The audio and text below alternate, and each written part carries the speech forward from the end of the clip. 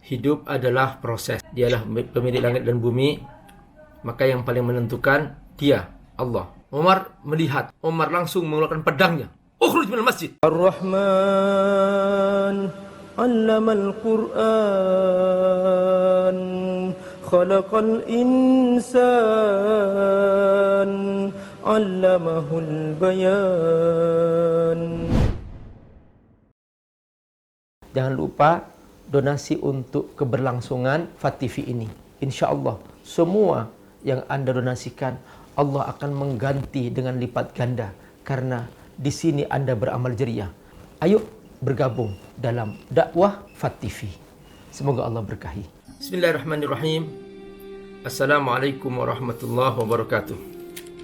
Alhamdulillah, wassalatu wassalamu ala Rasulillah wa ala alihi wa sahbihi wa mawala.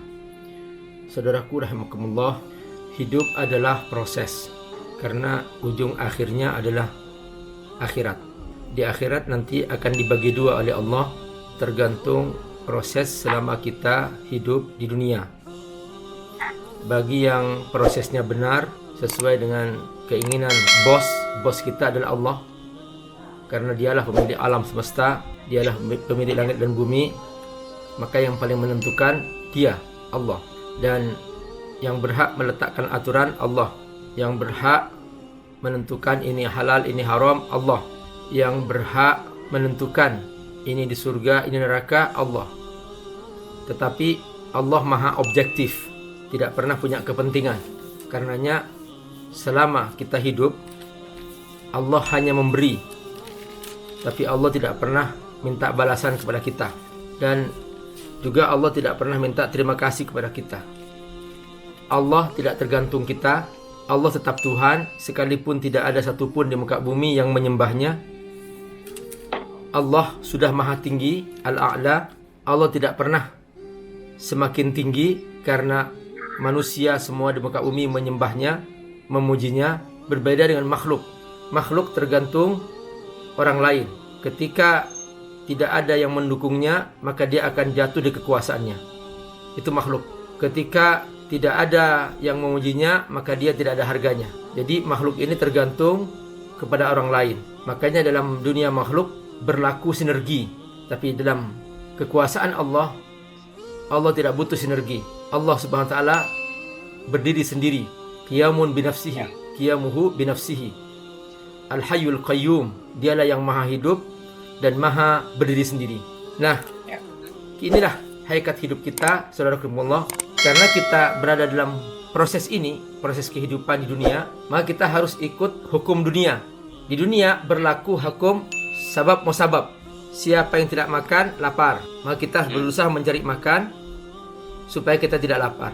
Siapa yang makan, kenyang. Maka kita harus berusaha makan supaya kita kenyang. Dan ini tidak ada hubungannya dengan iman. Mau kafir, mau mukmin, sama saja. Sekalipun kafir, kalau makan ya kenyang.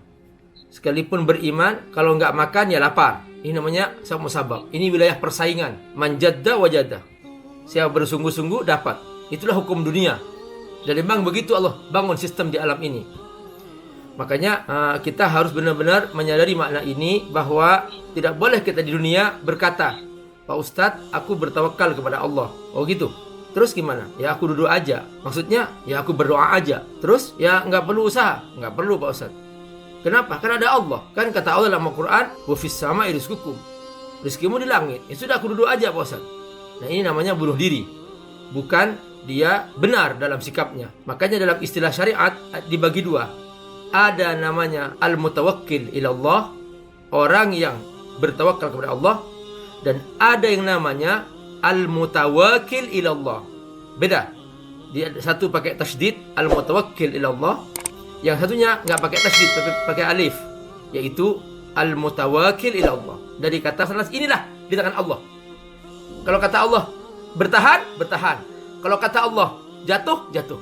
Nah inilah namanya tawakal. Nah yang kedua, al-mutawakkil. Mutawakkil artinya diwakilkan kepada Allah. Terserah Allah dah. Aku pokoknya duduk di rumah dah. Aku diam aja dah. Pokoknya kata Allah dikasih, kasih. Kata Allah enggak. Nah ini yang melanggar syariat. Ini yang ketika suatu hari Khalifah Umar bin Khattab radhiyallahu an biasa setiap pagi waktu pagi melihat ada sekelompok orang berzikir. Langsung Umar berteriak dari depan masjid. Man fil masjid? Siapa?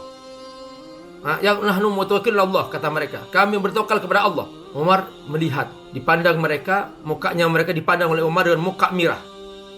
Ini pagi, waktu usaha, waktu bekerja, waktu ke pasar, waktu berjuang, kok malah duduk di masjid? Umar langsung mengeluarkan pedangnya. Ukhruj minal masjid, keluar dari masjid. Keluar. Kalian bukan orang bertawakal. Bertawakal sana ke pasar, kerja, berusaha. Begitulah Umar memaknai hidup. Bahwa umat ini adalah umat yang mengerti hakikat hidupnya. Assalamualaikum warahmatullahi wabarakatuh. Alhamdulillah, salatu wassalamu ala Rasulillah wa ala alihi wa sahbihi wa wala. Saudara-saudara, Abi sekarang menghadiri acara aksi bantu Indonesia yang diprakarasai oleh ACT. Tahu nggak apa itu isinya? Ternyata isinya adalah sahabat Umi.